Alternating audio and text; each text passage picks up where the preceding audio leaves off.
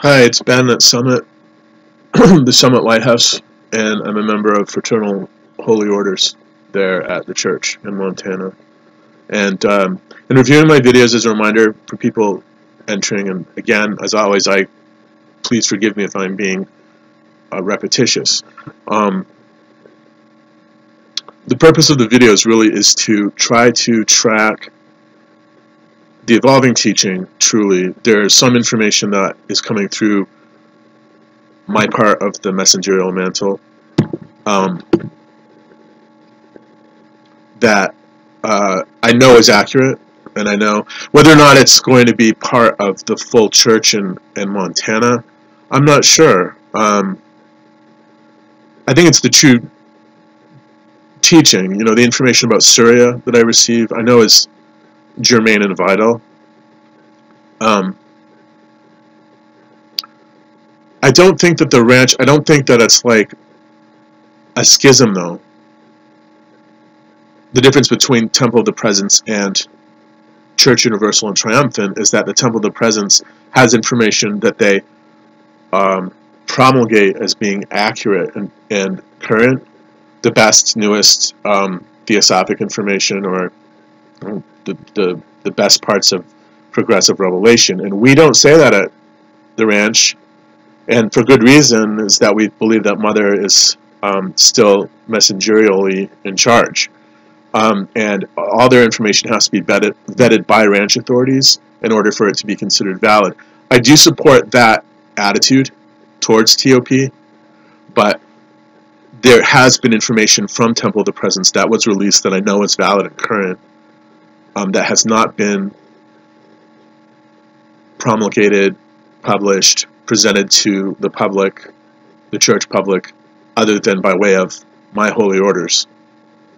TOP does and says, in other words, TOP does and says certain things about the secret rays, with which I agree, that haven't necessarily been vetted by the ranch yet, although I really am a ranch authority, someone in holy orders. The problem is lack of integration, right? So I'm up here at an ashram that features one guy, that's me, one, whatever you want to call me, siddha, yogi, sage, etc.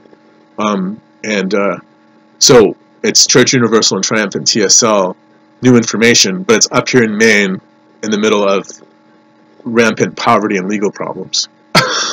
So in order for this to get out to the right people,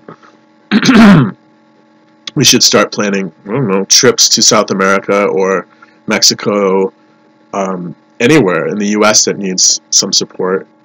I understand people when they say that they absolutely are suspicious of new teachers.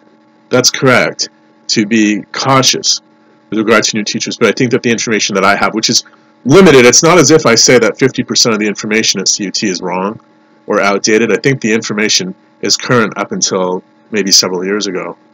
And the changes that I have are maybe, I don't know, I think that there are probably about 20 updates to information concerning hierarchy that are accurate and are directly from, you know, Mark and Mother and so forth, or vetted by their mantle, I suppose, if that makes sense. So when you go through the videos and you look at the videos, there are pearls of new information within the videos that I think will resonate for you. That's why I'm excited to present this material to you. So uncover those and write them down, and you know, I think attribute me to the best extent possible so that my work can continue. I lack funding. I entirely lack cash funding in order to support this. So it is a gift of love that I give to you, but it's also a sacrifice, and it's time for it to become something other than sacrificial information. It needs to become properly galvanized. That means, you know, my heart chakra needs to be released so that the violet flame can be reignited within the church and released to the world. So yeah, it's one of those situations in which periodically in life,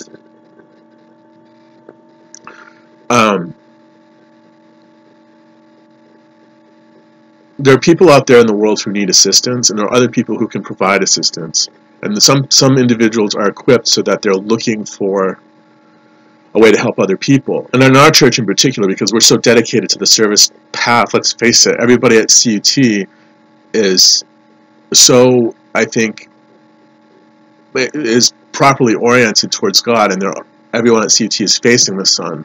So the desire is to provide service to humanity. And yet, I think that there are some people out there, and particularly at my level of attainment. I'm not saying that I'm more attained at all. I'm saying that I have a special position within holy orders that needs to be supported in a deliberate fashion by the church. And so providing, and I heard a Roman priest the other day say this, that, and this was over a Jewish holiday.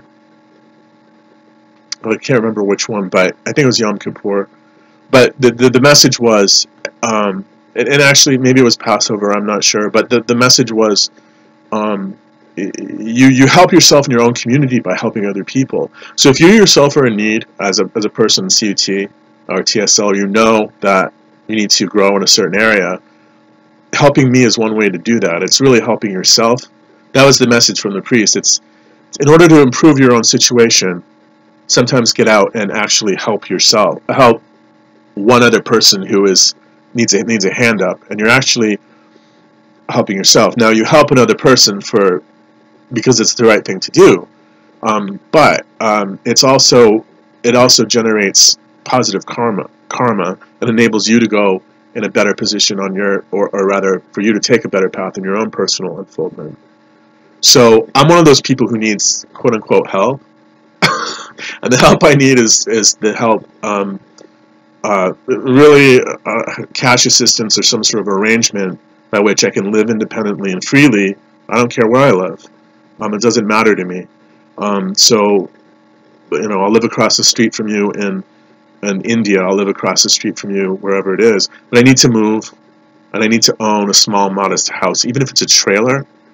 And I need to be secure financially. I'm not asking to be a multimillionaire at this juncture. I'm just asking for independence and to be able to live, drive transportation that is independent and so forth, as opposed to being holed up here in Randolph where I don't want to be.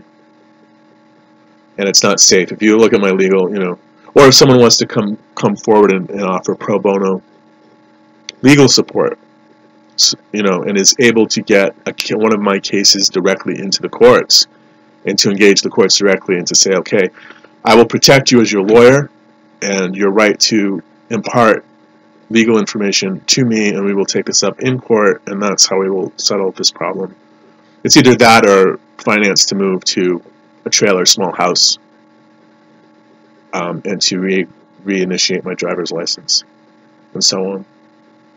So that's my offer, and I offer it lovingly because I know that it's needed, and I know that I have clients. I myself need more support, and I need release from the state of Maine governmental oligarchy, and yet I already have, as a consultant, a human rights consultant, I already have clients that aren't being helped, that aren't being sufficiently helped. So in helping me, you're also helping a case in Nigeria, on which I'm working, which is a wrongful imprisonment case, a case in Australia on which I'm working, in which a person is being stalked by the police and basically trafficked, to the best of my awareness. There's a case in Colorado where a woman who is transgender is being stalked and abused. There are all sorts of problems, including by the government.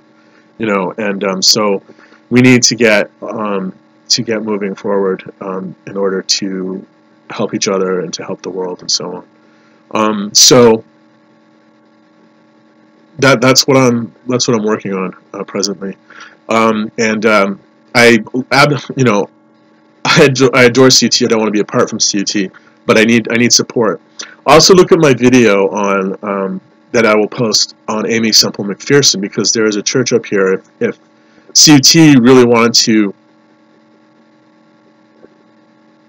increase participation and to fortify the church, it seems to me that one way to do that might be pursuing a relationship with Foursquare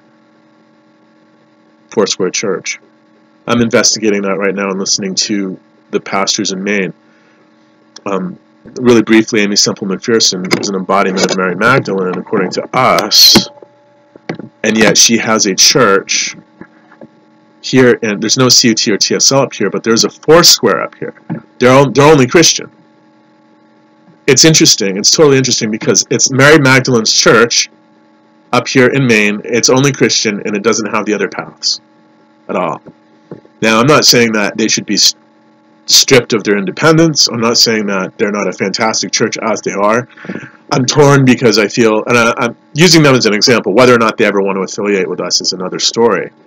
But it seems to me that that church really could benefit from the full information, Mark Prophet's information, and his legacy.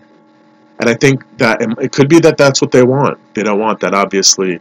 You don't impose. But another part of me finds it sort of complete unto itself. But my understanding, when I look at it, even though I might like that church and that it is independent and Pentecostal and different from CUT, it is good to have for all the different churches to maintain their independent identities to a point. But in prayer work, it was revealed to me, it could be that the pastors there want the assistance, or they need the additional dharma. So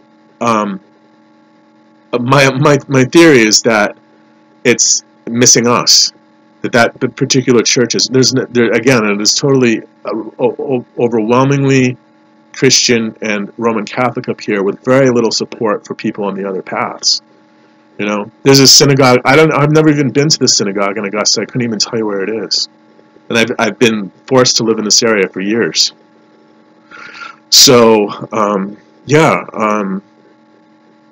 I suppose the other effort might be to find funding so that I can purchase this house and at least feel that I have something that I own, as opposed to all of my money being sucked out of my limited governmental income, insurance payout income, which doesn't enable me to get out and interact with people. I can't afford to leave as a result of the money that is being withheld from me by the U.S. government. Big problem. And also a religious discrimination issue, which I am attempting to take up with Rosenbaum, who is the head of the Stephen Rosenbaum is the head of, and I want to make sure I have that, could be Rosenberg too. I'll tell you exactly what it is.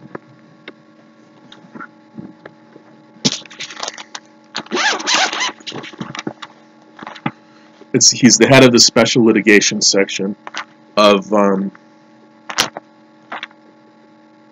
I'll tell you what it is. He's the head of the special litigation section of the U.S. Department of Justice, and special litigation does religious discrimination cases. If you have trouble entering a church, if your access to church, religious facility is being obstructed, it says, it's not very clear with regard to what they mean by that, but that's one of the instances in which special litigation can help people directly. And I also have a complaint filed at the highest level of USDA. It's at the highest appeal level at USDA. But again, there's no intervening form of assistance, and this has been going on for years. So it would behoove anyone who would benefit from helping me, anyone at CUT, that's how it works. You guys, I'm sure you guys understand that. So that's the situation. But what else are we doing today?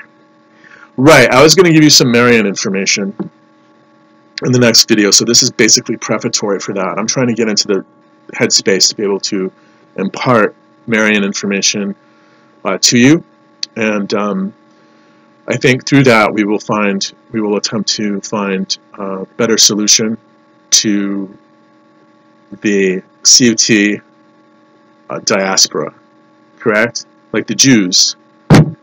We are Jews. I mean, we are all Jews, like Messianic Jews, And but what I mean by Jews is that as the Jews don't have a homeland, they didn't until Israel, and then that's a separate story. But the Jews also had they have a diaspora, and that is problematic for the Jewish community. That people are living all over the world. It's perfectly acceptable, obviously, to live all over the world and to live in all different communities, irrespective of your faith. But it also decentralizes in a way that is destructive, or can. If you went through and destroyed a community, and that community fled, those people are now dispersed all over the world, and they can't stay together to help each other. That is kind of the CUT situation right now. Is that we have people all over the place, and we have a hard time centralizing, and that can start to erode the integrity of the church. So it's important that we develop a better understanding of where we need to be, including geopolitically. But I'm not I'm not here taking the beggar's position. I have done everything in my power to rectify the situation. It's really that it's just a fact that one of your holy orders people needs to be relocated to be closer to church resources, and the church will only benefit from it. Okay, so let's prepare for the Marian information, and then I'll impart that to you as soon as I have it. Okay, thanks for listening, and I will see you folks in about 20 or 30 minutes. Okay, bye-bye.